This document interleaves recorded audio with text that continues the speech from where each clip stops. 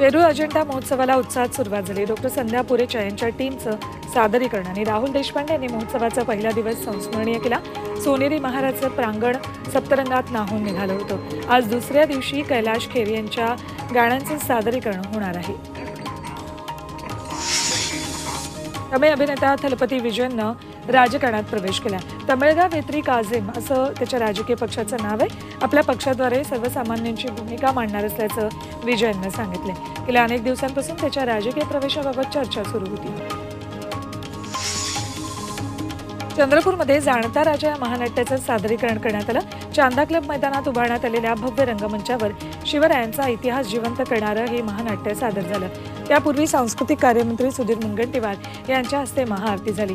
5 फेब्रुवारीपर्यंत या ठिकाणी प्रयोग होणार आहेत।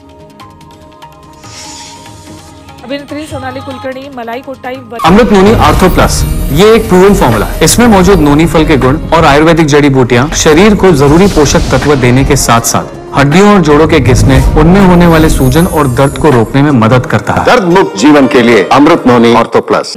वलीबान या सिनेमातून मल्याळम सिनेसृष्टीत पदार्पण करते। या सिनेमात सोनाली सुपरस्टार मोहनलाल यांच्यासोबत स्क्रीन शेअर करेल। राष्ट्रीय पुरस्कार विजेते लिझो चोस पल्लीसरी यांनी या सिनेमाचं दिग्दर्शन केले। यात सोनाली आपल्या मनमोहक नृत्य अदाकारीनं प्रेक्षकांना घायाळ करणार आहे। भक्षक सिनेमाचा ट्रेलर प्रदर्शित झाला। या सिनेमात भूमी पेडणेकर पत्रकाराच्या भूमिकेत झळकणार आहे, तर मराठमोळी सईता आमणकर पोलिसाच्या भूमिकेत पाहायला मिळेल। 9 फेब्रुवारीला सिनेमा नेटफ्लिक्सवर पाहायला मिळेल।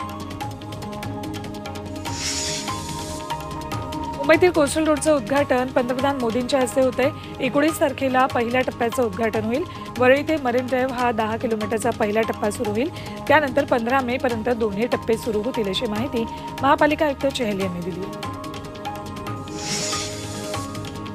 PMLA म्हणजेच मनी लॉन्ड्रिंग चौकशीबाबत महत्त्वाचा निर्णय दिल्ली हायकोर्टाने दिलाय।